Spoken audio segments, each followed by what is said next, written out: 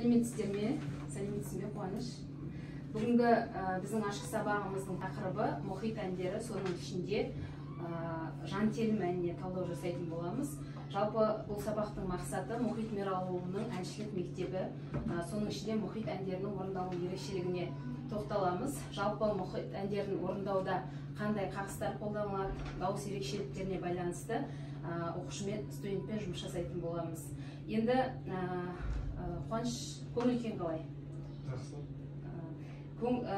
Қуаныштың сабаққа деген бүгінгі көңіл-күйі жақсы екен, сондықтан енді біз сабақтың барысында ең алдымен сабақтың барысындағы жаңа дайындық жаттығулар, яғни вокалдық жаттығуларды жасап алсақ, сол демаламыз. Сол демді жаттығулар жасаймыз.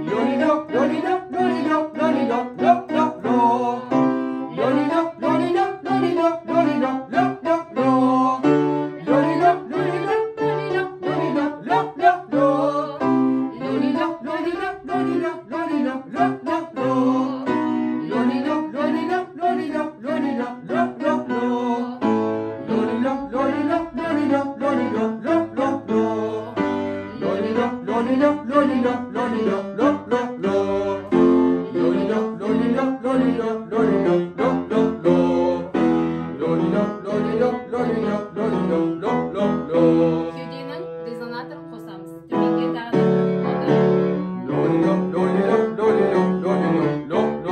үйге берілген тапсырма халық әні Ақкербез.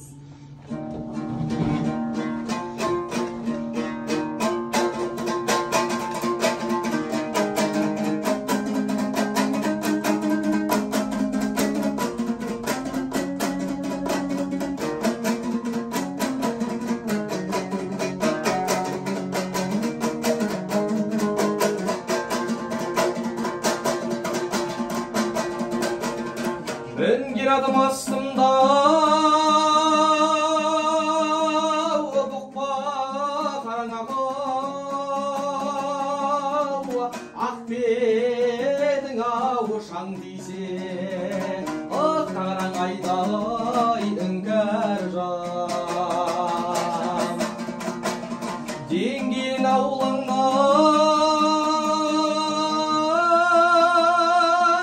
En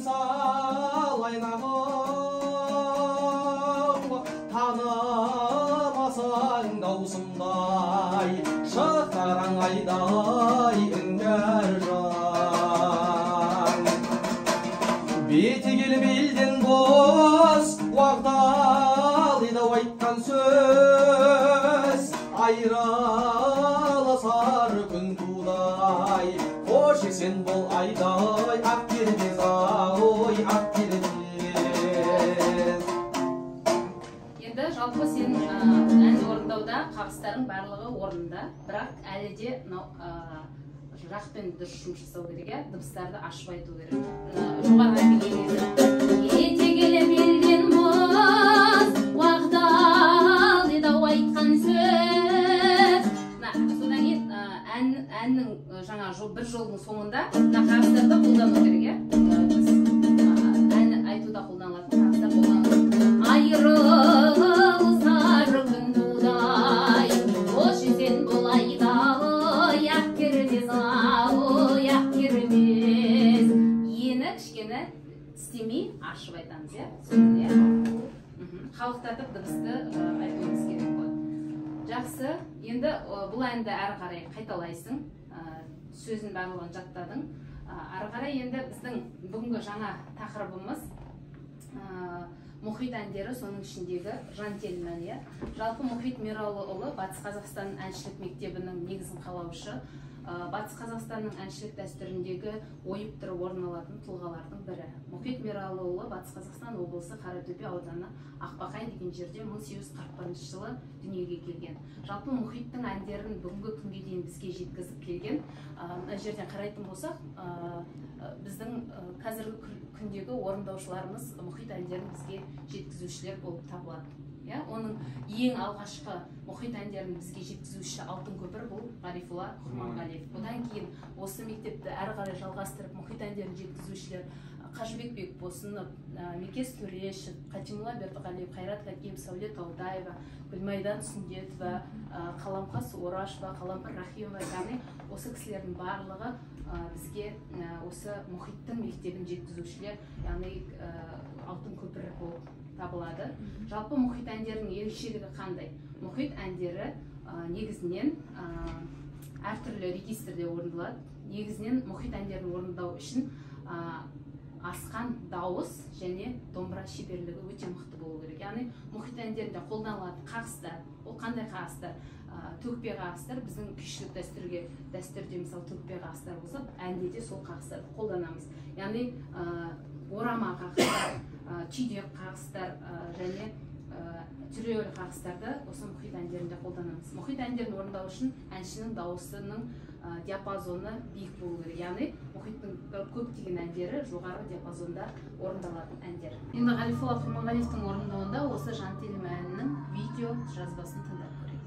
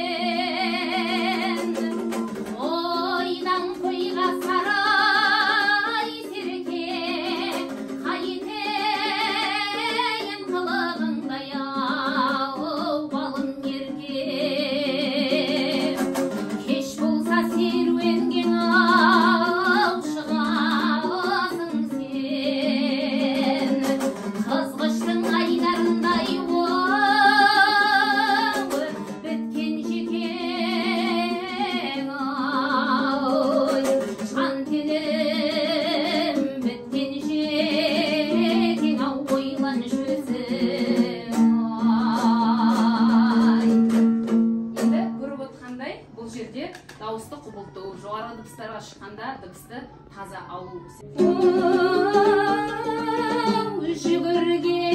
Жүгірген осындай домбыраның қолдың жүрісімен қолданамыз.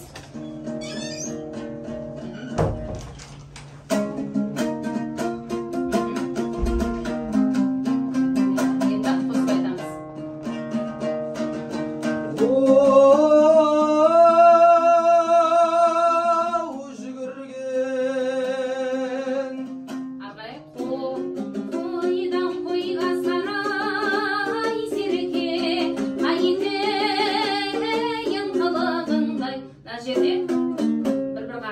аламыз, иә? Қылығыңдай ау, балым ерке. Иә, басынан бастаймыз.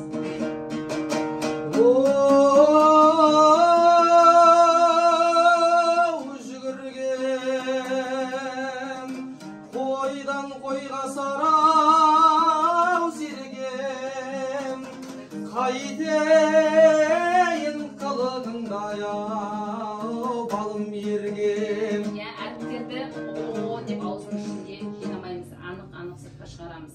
Қылығыңдай ау, балым ерке. Жүгірген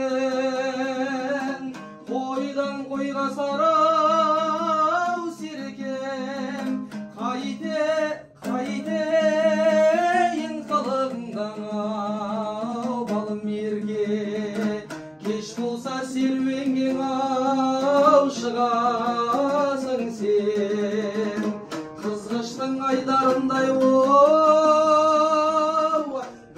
өткен жегең ай. Кеш болса серуенге ау, шығасың сен, кеш болса бөліп аламыз, иә? Кеш болса серуенге ау, шығасың сен. Кеш болса серуенге ау, шығасың сен, қызғыштың айдарындай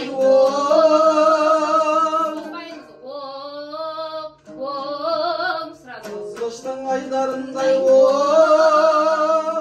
өткен жегең ай.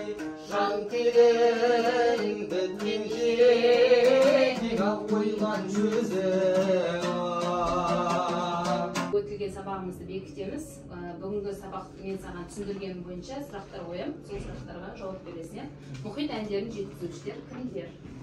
Мұхит әндерін жеткізуші Ғарифолла Құрманғалиев, қазіргі Сәуле Жанпейісова, Қатимолла Бердіғалиев, Айгүл Қосанова, тағы да басқа көптеген әншілер бар.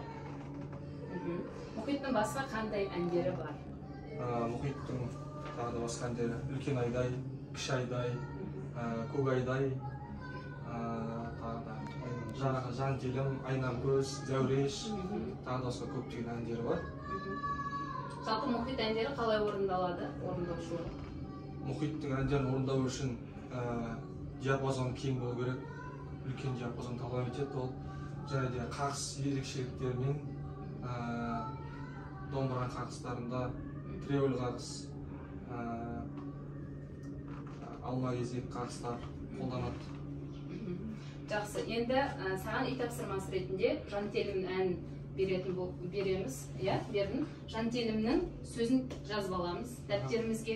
Одан кейін осы Жан телім әнінің Айгүл Қосанованың орындауында аудио записін тыңдаймыз. Жаңа Ғарифолла Құрманғалиевпен салыстырып көреміз, қандай өзгешелік бар. Мүмкін ол кісінің орындауында басқаша бір жаңаша енгізулер бар шығар.